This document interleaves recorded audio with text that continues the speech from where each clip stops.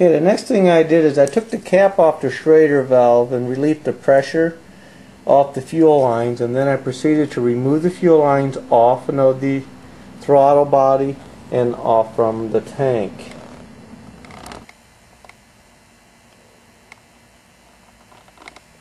Okay, the next thing I did was to remove the horn off the frame, put the washer and the nut back onto the stud of the horn. Then I marked my horn wires 10, and this one to the rear is your ground.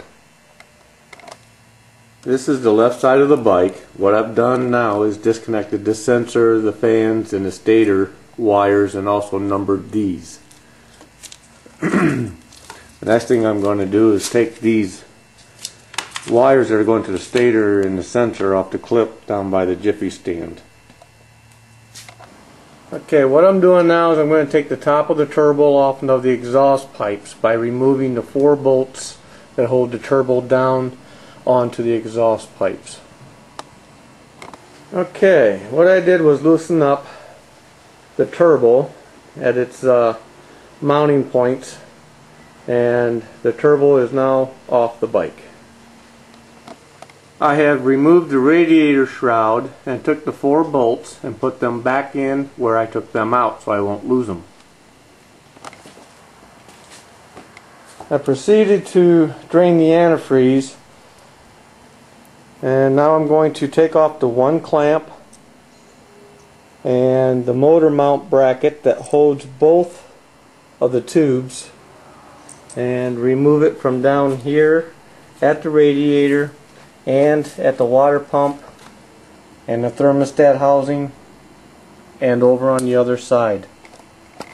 While I'm on this side of the bike, as you can see, I have fully removed the coolant hoses and tubes, and I was going to say I'm down here on this side, which is the right side. I'm going to go down here to the starter, and I'm going to remove the wire that goes down here to the starter. I am now going to take the center bolt out that holds the top bracket for the center bolt that I was talking about is the center one that holds the bracket for the engine guard. Right below, or should I say to the outside of it, are 2 nuts that go onto a stud that hold the top of the radiator in. I am going to remove these 2 nuts. That will allow the radiator to drop forward. The radiator is now removed. Note to oneself, hook oil lines up first to block before putting radiator back on. This here little screw right in the front of the block underneath the head where the exhaust gets attached to the head is your cylinder, or should say block drain.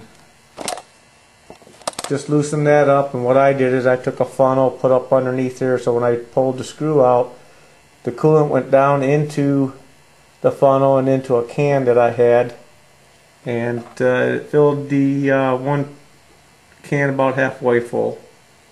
Now what I'm going to do is remove the shift linkage. Okay, these right here are the brake wires. Number 16 goes to the top of the switch, number 17 goes to the bottom of the rear brake switch. I'm going to pan up here to the top. The back of the block is another grounding wire. I'm going to remove it, and I'm going to label it number 18. This is a correction.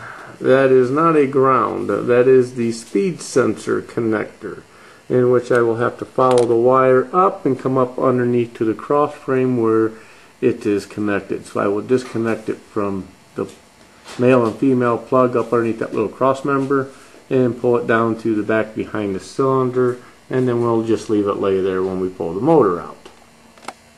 At this point, I would like to thank RJ for my Rick's tank where my neutral sensor is at. Hello, what a pain in the butt to get to. Labeled number 19 and 20. I believe that the only thing that's left now to do would be to loosen up the rear axle, and that way there I can pull off the drive belt, loosen up the axle for the swing arm, and the motor would be ready to be pulled. We'll do that tomorrow. I have now taken off the Jesus clip and loosened up that nut so I can take and twist the shaft back and the eccentrics, and when the eccentrics is turned back, the wheel came forward, which was allowed me enough play in order to get the belt off my front pulley. My next step is to pull the clutch cover off now. How do you know if it's off? I thought it